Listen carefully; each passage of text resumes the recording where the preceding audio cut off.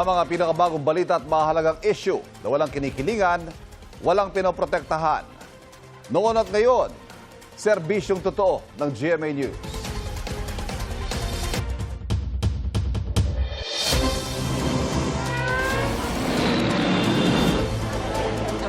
Sa kayo po ay Pinsala. Ito na ang mga unang balita.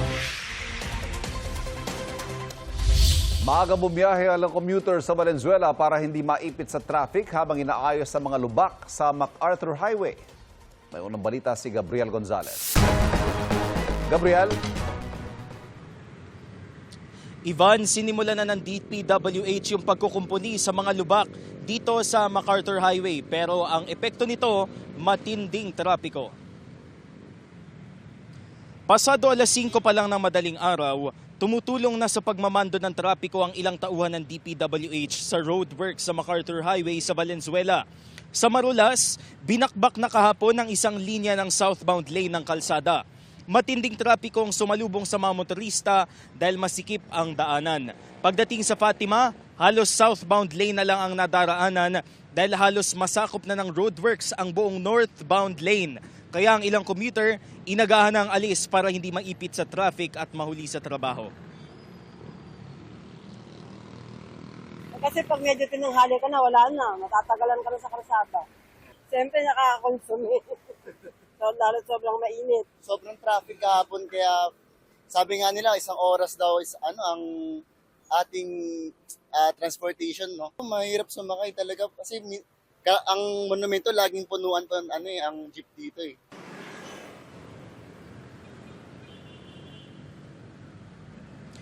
Ivan, dito sa ating kinalalagyan sa kanto ng MacArthur Highway at saka Pio Valenzuela ay moderate na yung lagay ng trapiko. Ang nangyayari dito doon sa isang lane ng northbound lane ay nagpatupad na ng zipper lane para doon sa mga papunta sa monumento. Dahil doon mas marami yung volume ng mga sasakyan na dumaraan as of now. Kung makikita rin natin, yung mga tauhan ng DPWH ay patuloy na nagmamando, nag-guide doon sa mga motorista patungo doon sa zipper lane at doon sa isa pang available na lane doon sa southbound lane naman ng MacArthur Highway. Yan muna ang unang balita mula rito sa Valenzuela. Gabriel Gonzalez, GMA News. Dahil umano sa hindi natapos sa flood control project sa Santa Cruz, Occidental, Mindoro, nawasak ay isang dike road. Nang manalasa ang hanging habagat itong nakaraang linggo. Sa bayan naman ng Abra de Ilog, nasira rin ang isang river wall na pinondohan ng mahigit 230 million pesos. May unang balita si JP Soriano.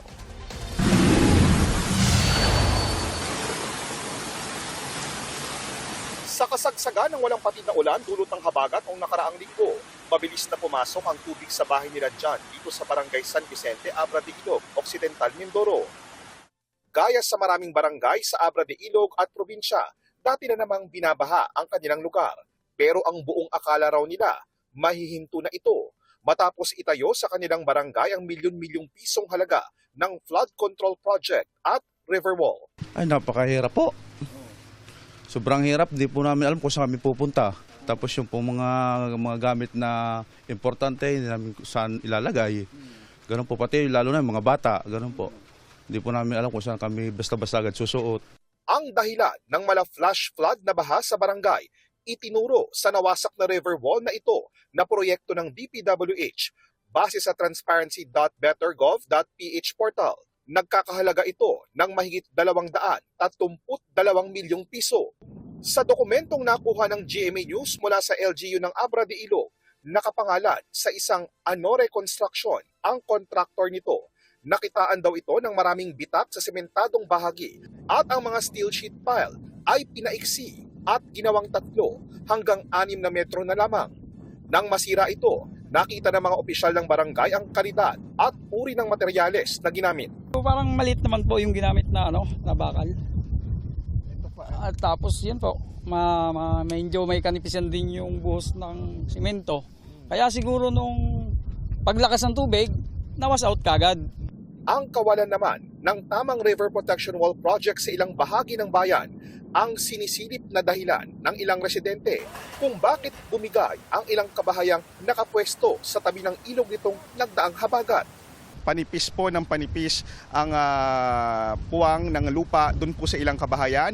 At ang pinaghahandaan po ngayon ng mga local officials ng bayan ng Abra de Ilog ay ang dumating na bagyo at ang inaasahang pag-intensify ng habagat. Even the LGU, hindi namin, parang dumating na lang yung project na hindi nag-knock sa aming LGU. Kaya hindi kami masyadong aware dun sa mga flood controls na dumating dito sa bayan namin. Dahil dito, kanya-kanyang do-it-yourself o kanya-kanyang flood control muna ang mga residente sa tabi ng ilog. Katulad po nito, nag-sandbag po yung mga bayanihan po ito. Nananawagan po na tulungan sila kahit sako, gabion wire para po maprotektahan nila yung lugar nila. Isinailalim na sa state of calamity ang bayan ng Abra de Ilog.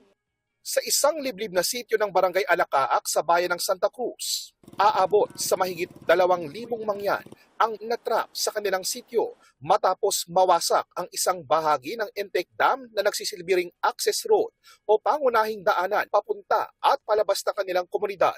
Ang mga naglalakihang semento ay nasa katabing ilog pa ng aming bisitahin.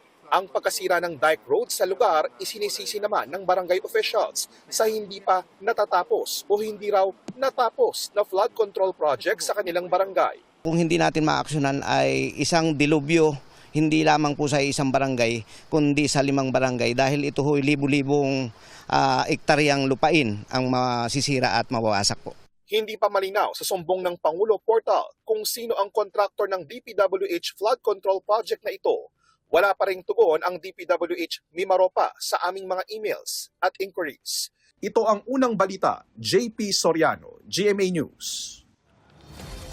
Nasa 20 bilyong pisong halaga ng flood control project sa Occidental Mindoro ang nasira ng habagat at mga nagdaang bagyo ayon sa lokal na pamahalaan.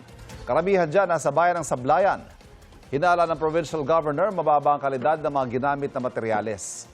Ayon sa LGU, subcontractor ng ilang proyekto ang SunWest Construction and Development Corporation na iniugnay kay dating Ako Bicol Party List Representative Zaldico. Sa Great Pacific Builders and General Contractor naman ang iba pa. Sinusubukan pa silang kunan ng pahayag.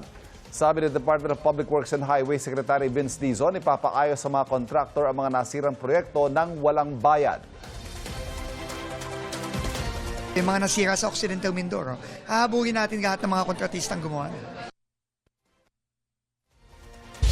Epicenter ng flood control projects. Ganyan tinawag ni Ombudsman Jesus Crispin Remulla ang Davao City ng nakaraang administrasyon. Sinabi ito ni Remulla sa pagdinig sa Kamara para sa hinihinging mahigit 7 billion pesos na budget ng kanyang opisina para sa 2027.